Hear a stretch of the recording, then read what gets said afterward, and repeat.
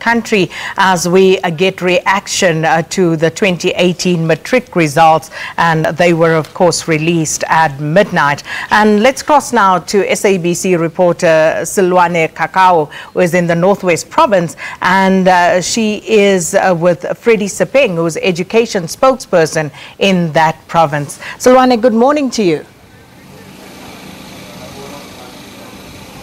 A very good morning to you, Sakina. Indeed, you correctly put it there that we're coming live to you from Mogokhelo village here in the Northwest. We are expecting the MEC of Education, Mr. Sello Lehari, to come and announce the provincial matric results. But as you can see behind me, the event hasn't yet started. People are still registering.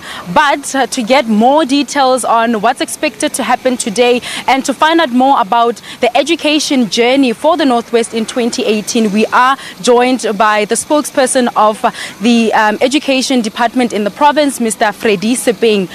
Mr. Freddy, tell us, we understand that the Northwest has increased slightly compared to last year. How did we perform? Yes, really, we did well. As you remember that we had some challenges. There were some service delivery protests whereby our learners were affected, and really this position, and you'll remember that our number 3 is up front with only 0.4%. Now it shows that we did well. We nearly became number 3, and we are saying we are still coming. Northwest is on the way.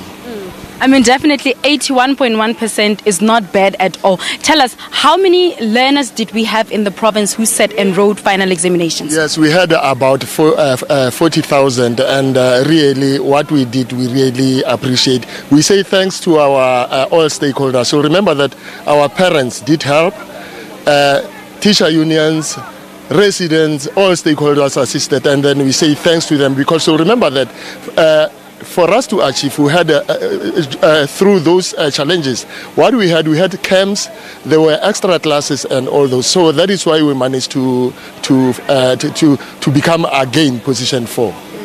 And like you were explaining, it wasn't a smooth ride. What kind of challenges did you experience along the way, and how did you tackle them in order to achieve more than 80%? Yes, we had challenges like service delivery protests, and really we're pleading with our residents to please refrain from doing that, because they affect the lives of our kids. These are our tomorrow's leaders. We need them to be the presidents of tomorrow, engineers of tomorrow, professionals of tomorrow, leaders of tomorrow. And immediately you disturb them, then how do you expect them to become good leaders? Immediately you start disturbing their education.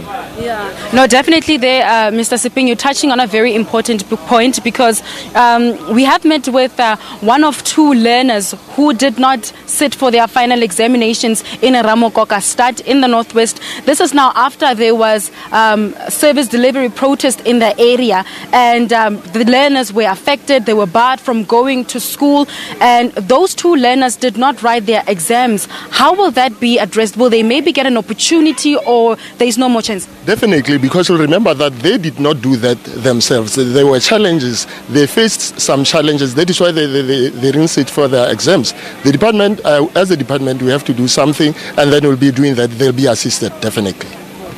Well, thank you very much there. That was the spokesperson of the Department of Education in the Northwest, Mr. Freddy Sepeng, telling us that despite the challenges that the department encountered along the way, they persevered. They came up with different strategies like study camps to ensure that the learners are able to improve and get good results. At this point, for 2018, the results for the Northwest is 81.1%. Sakina. Well, thank you, Sellwane. Then you could hear the pride in her voice, 81%. So, you know, anything above 80, of course, worth celebrating. But on the social media platforms, the debate continues about quality versus quantity, and loving it. Do keep them coming at Morning Live SABC. Let's take a break.